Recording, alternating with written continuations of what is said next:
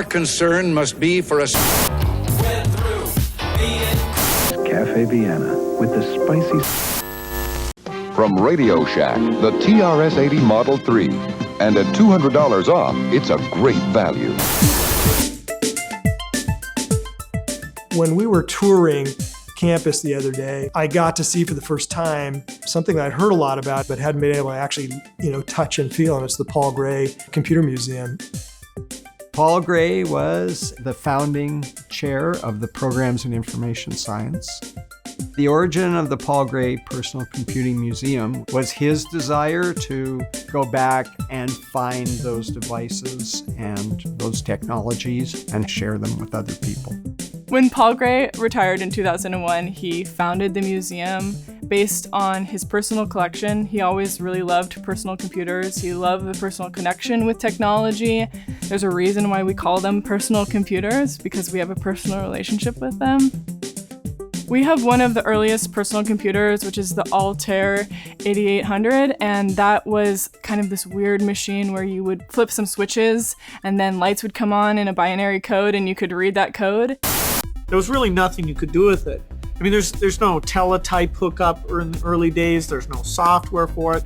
All you could do is use these switches and key things into this front panel.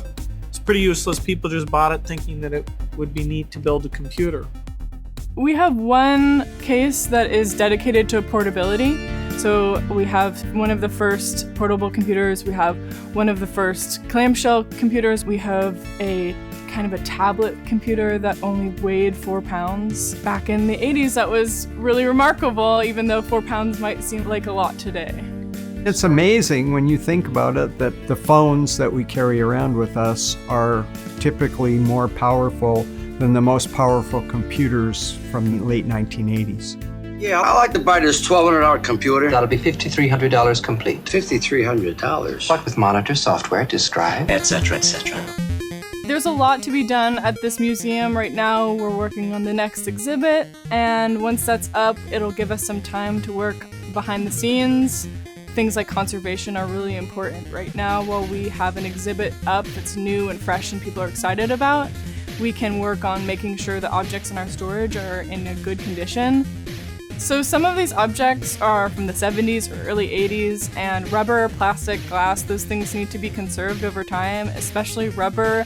I didn't know this until I started working on this computer museum, but rubber disintegrates and becomes very sticky, and any adhesive can really wreck plastic and do damage to the computer. So I used olive oil to remove some adhesive, and it worked a little bit. It was not perfect, but it's better than stripping something off with alcohol.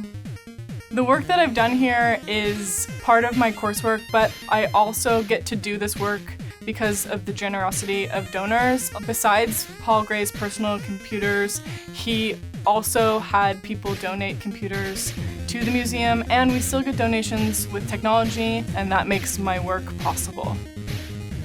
The CGU Museum Studies program is a good mix of both theoretical knowledge and practical knowledge. Being able to touch the objects has been really great, and I've had other opportunities to do that in my CGU coursework, but to be able to run a museum and get really hands-on with it has been really great.